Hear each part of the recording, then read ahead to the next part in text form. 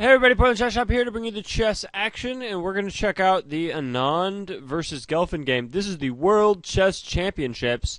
The heavyweight favorite, Grandmaster Anand, is the current world champion. I think the third highest rated player in the world after Carlsen and Aronian. But he has the title. He took it from Kramnik, and good for him. So Gelfand won this crazy candidates tournament in Russia like a year or two ago in order to challenge Anand. And Gelfand was, I would say, a little bit lucky. I think he beat Shirov in the championship. I really like Shirov, so I was rooting for Shirov at that point.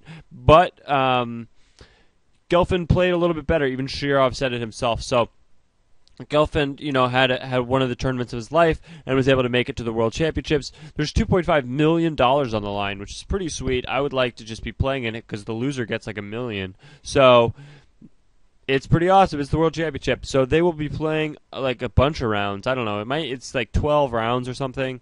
And with some slow time controls, and we will see. They probably will play a little bit conservative in the beginning, just sort of feel it out. They don't want to give away any easy games. So Anand decides to lead out with the queen pawn, and Gelfand responds with the knight. After which the queen's bishop pawn goes forward, and we see this. So this can either go into the king's Indian or the Grunfeld. The knight comes forward, and the pawn goes up too. So this is the Grunfeld defense. This defense was played by, I think Bobby Fischer played it a little bit. Kasparov definitely played it. It's a very good opening for black. It's tough to beat for white. There's a bunch of different variations, and they're all totally different, and each of them are very complicated, depending on, like the open or the closed, etc. I don't know too much about the Grunfeld, but I do know that it is a defense to be respected. So it's kind of interesting because the pawn comes out before the bishop gets fianchettoed, and that's because the pawn couldn't go out after e4 is played, because then there would be too many attackers on this square.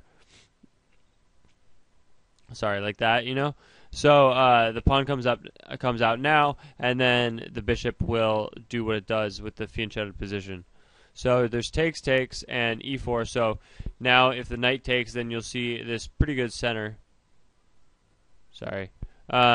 Anyway, takes, and so this center is pretty good, but this bishop is also very strong, and so you also see that black is castling immediately. So in some of the best openings, one side castles immediately.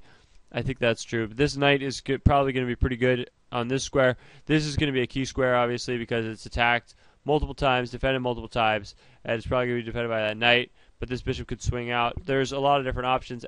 Like c5 can be played attacking this square. So it's a lot of this opening is going to have to do with this d3 square.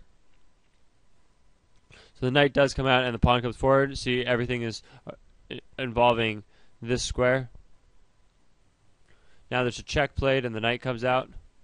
So that check is like allowing him to complete his development as quickly as possible. No, he decides to play pawn up. Huh. So now the knight's attacked. Oh, this is an interesting variation. It looks like it's about equal, and I'm pretty sure the players know this variation, and this must be something that's commonly played. But this knight is pinned, so there's going to be a piece taken here, and this is going to fall, though, too, and the rook's going to fall. So, but the queen comes out first. Huh. Gelfand is a little bit down on time, and it looks like white's position is pretty good if he plays rook b1. At least according to the computer, this position is pretty strong, because then, like if the queen takes, for example, the bishop comes to d2, is attacking all these lines, that this knight is still going to fall because it's still pinned to the king. So it looks like rook b1 would be a pretty good move here. He does play rook b1. Oh, but as soon as he plays it, the computer doesn't think it's as good as the computer thought it was before. That's a funny sentence. As soon as he... Yeah. Anyway, so that's interesting. And a6 is played, which is what the computer recommends. And now the computer thinks it's even much weaker. So it's almost like the computer totally overestimated white's chances in this position, because we played the exact moves that the computer suggested, the players did, and the computer has basically changed its mind. So now the bishop had to take, because if the bishop retreats, then the knight won't be pinned anymore. It can come here, for example. So there's takes, and now the computer has... Crafty has changed its mind again. The pawn on a2 is captured, which is kind of interesting. and the rook comes to b2, it looks like Gelfand has used quite a lot of time, and Anand has been playing pretty quickly. That is an interesting factor. We'll have to see how time is a factor in all the games. I think it's an advantage to be the player putting the pressure on your opponent by playing a little bit faster. So the queen comes out, and now this pawn is played up, attacking here. But it does look like, at least according to Crafty, and these I think Anand and Gelfand would beat Crafty in a match, like probably easily, because I just think that they're stronger than the computers, which kind of creates an interesting thing for the analysis, because we do have this computer that gives us some answers, but doesn't really give us all the answers. And I don't give you all the answers either, because I am not a grandmaster. It's official. I'm just doing my best to bring you the chess action. Oh, and if you could thumbs up this video, that's very, very helpful. It helps me get more views, and that would just make me so happy. So please thumbs up this video if you can, and if you like it. So the rook comes out and is defending this across here. This is called lateral defense. And lateral defense is pretty good in chess. The bishop comes out attacking this square. So now we have to focus on this square. The pawn can't really take, because then the queen would take back, which would be devastating. The pawn does take back, and the queen does take. So the rook is still defending this square. Oh, and the queen is actually defending this square as well. I think this position is pretty interesting. But we do see that Anand is now down on time. So Anand taking his time in those last 3 moves and is now down pretty significantly. The rook comes here and the queen takes.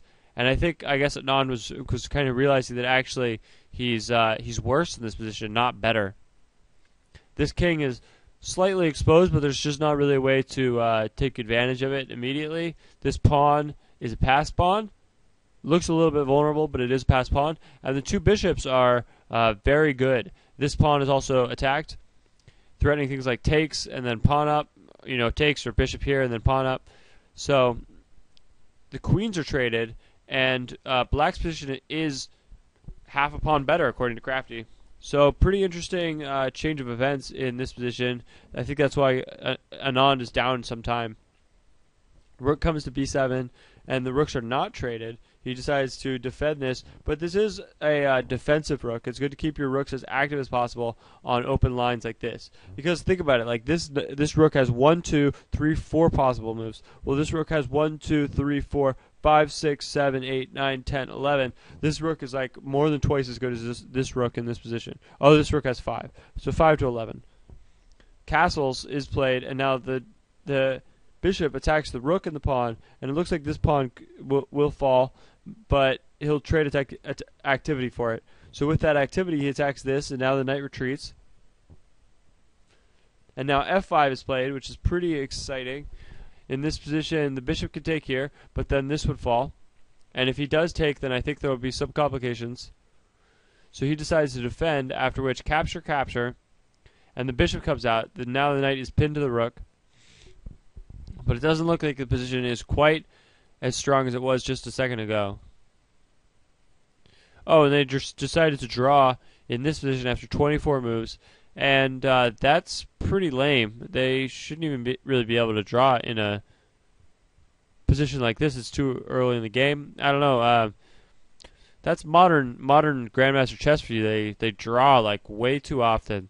So thanks for watching, though. Appreciate it, and I'll be covering the rest of the games. Hopefully there'll be more decisive results. Yeah, keep playing chess, keep working on it, keep kicking some ass, and I'll see you guys next time.